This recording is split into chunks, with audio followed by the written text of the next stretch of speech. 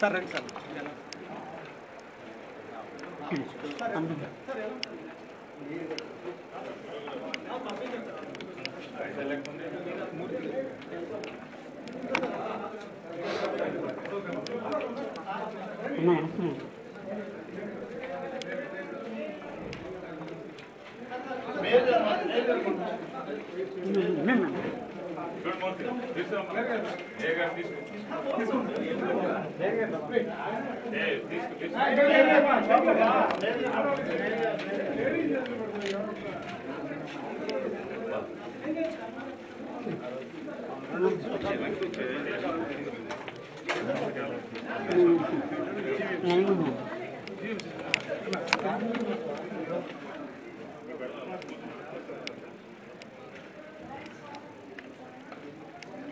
Only one hand.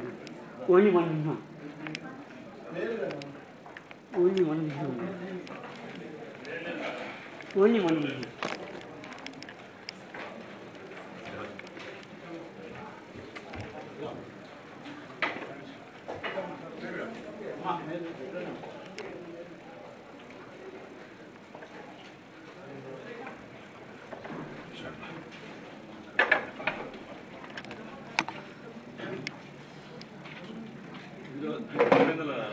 ZPTC election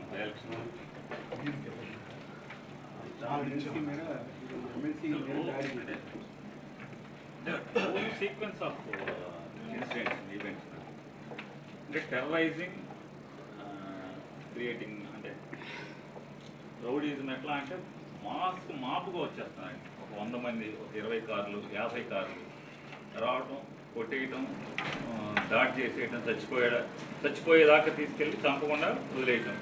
అంటే ఎవరు క్యాంపెయిన్కి రాకూడదు, వైఎస్ఆర్ కాంగ్రెస్ పార్టీ వాళ్ళు విలేజెస్లో తిరగకూడదు. దెన్ మోరోవర్ పోలీసు కూడా లేదంటే హ్యాంగింగ్ లో లాగా టీడీపీ పార్టీకి పనిచేస్తుంది. ఎన్నో ఇన్సిడెంట్ జరిగింది. అసలు ఇంతవరకు ఒక్క క్రిమినల్ కేసు కూడా రికార్డులో లేనటువంటి అనేక వందల మందిని బైండ్ అవుట్ చేస్తారు.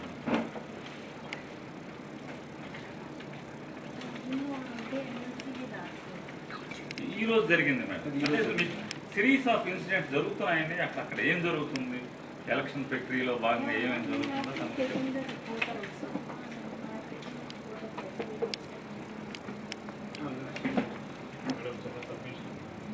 బిఫోర్ ఎలక్షన్ 4 days ముందు అంతా వచ్చి మీకు ప్రికాషన్స్ తీసుకోవాలి, కింద స్థాయిలో పోలీస్కి ఇన్ఫార్మ్ చేయాలి, అంతా చేయాలి. కానీ వాళ్ళు ఈరోజు ఒక 4 days 3 days నుంచి పులివెందులో జరిగింది చూస్తుంటే నిన్నంతా కూడా ఒక 2 కార్లు పాల్గొట్టారు. ఈరోజు మార్నింగ్ ఒక ఎమ్మెల్సీ మీద దాడి చేశారు. వాళ్ళ స్ట్రాటజీ ఏంటంటే ప్రతి ఊళ్ళోనూ కూడా 50 మంది 100 మంది కేసులు లేకపోయినా కూడా బైండోర్ కేసులు పెట్టి అనవసరంగా పార్టీ కేటర్ అంతా ఇబ్బంది పెట్టే ప్రయత్నం జరుగుతుంది. మీరు చూసుకోండి మరి, 1 side అంటే సింగిల్ పార్టీ అవన్నీ మెన్షన్ పోలీస్ క్లోజింగ్ ఈరోజు దాడి జరిగింది మేడం. ఆ విలేజ్లో ఎక్కడ పోలీసులు లేరు. ఎక్కడైతే దాడి జరుగుతుందో అక్కడికి ఒక 1/2 kilometer దూరం వెయిట్ చేస్తుంటారు. దాడిలో ఎవరైనా తప్పుకుని వస్తే అప్పుడు పోలీసులు రావటం అంతా మొత్తం నాన్ లోకల్ రౌడీస్ అంతా నైబరింగ్ డిస్ట్రిక్ట్స్ నుంచి క్రిమినల్ రికార్డ్స్ అంతా తీసుకొచ్చారు.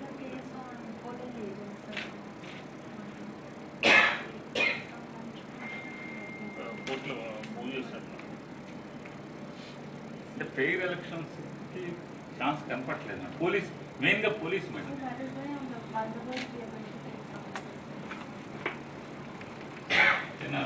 అంటే అట్లీస్ట్ కొంతమంది ఎవరైతే నెగ్లిజెంట్ ఆఫీసర్స్ ఉంటారో ఇంటెన్షనల్గా లా అండ్ ఆర్డర్ని అంటే ఎలక్షన్ని ఫెయిర్గా జరగకుండా వదిలేస్తున్నారో ఆ పోలీస్ అఫీషియల్స్ తమరు ఏమన్నా ఛార్జ్ అంటే ఎవరో ఒకళ్ళు మీరు క్వశ్చన్ చేయకుంటే by way of in writing police control అయ్యే పరిస్థితి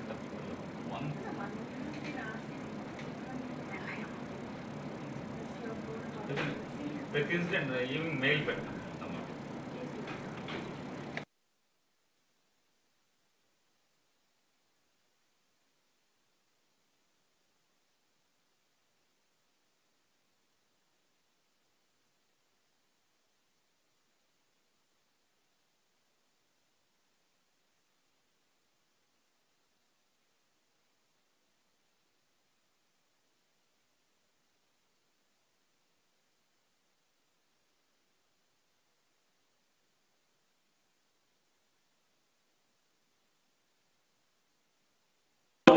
hope, man.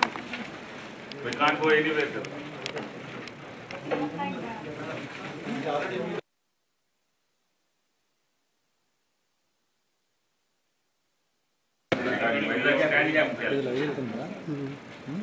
ఇదేనండి మామూలు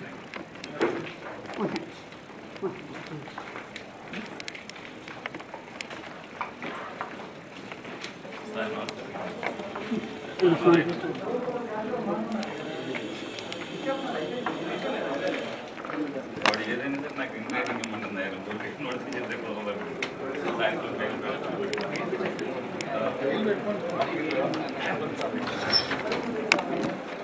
ఈ నెల 12వ తారీఖు జరుగుతున్నటువంటి పులివెందుల జెడ్పీటీసీ బై ఎలక్షన్స్లో నారా చంద్రబాబు నాయుడు గారి ప్రభుత్వం అంటే ఆయన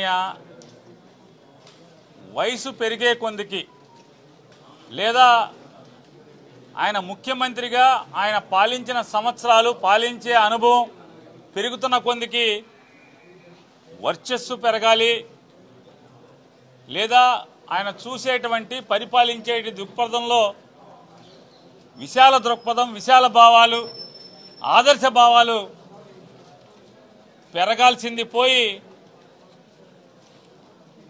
రోజు రోజుకి ఆలోచన సరళి కుంచిత పోకడలు పెరిగిపోవడం మనందరం చూస్తున్నాం. రాష్ట్రంలో అనేక మంది ఎంపీపీలు జెడ్పీటీసీలు ఎంపీటీసీలు సర్పంచులు అనేక మంది మరణించి ఖాళీగా ఉన్నప్పటికీ ఈ దివాళా కోరు ప్రభుత్వం తెలుగుదేశం ప్రభుత్వం కావాలని ఏరి కోరి వాళ్ళ రాజకీయ పబ్బం ఎక్కడైతే గడుస్తుందనుకుంటున్నారో లేదా 1-2 చోట్ల ఎన్నికలు జరిపి తద్వారా ప్రజల్లో సన్నగిల్లుతున్న లేదా ప్రజల్లో మసకబారుతున్నటువంటి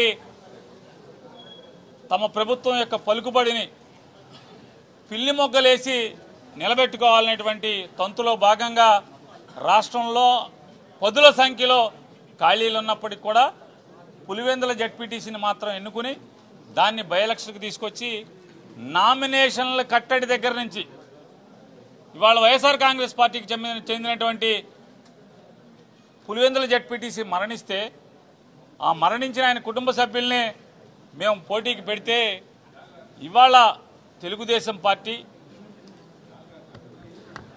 నామినేషన్ వేయకుండా అడ్డుకోవటం నామినేషన్ అడ్డుకున్న దాన్ని కూడా అధిగమించి వైఎస్ఆర్ కాంగ్రెస్ పార్టీ నామినేషన్ దాఖలు చేయటం దాఖలు చేసినటువంటి మరుసటి రోజు నుంచి కూడా చుట్టుపక్కల జిల్లాల నుంచి లేదా చుట్టుపక్కల నియోజకవర్గాల్లో ఉన్నటువంటి రౌడీల్ని ముఠా నాయకుల్ని పోగేసుకు తీసుకొచ్చి వాళ్ళ కడపలో కేవలం పులివెందుల జెడ్పీటీసీ 10,000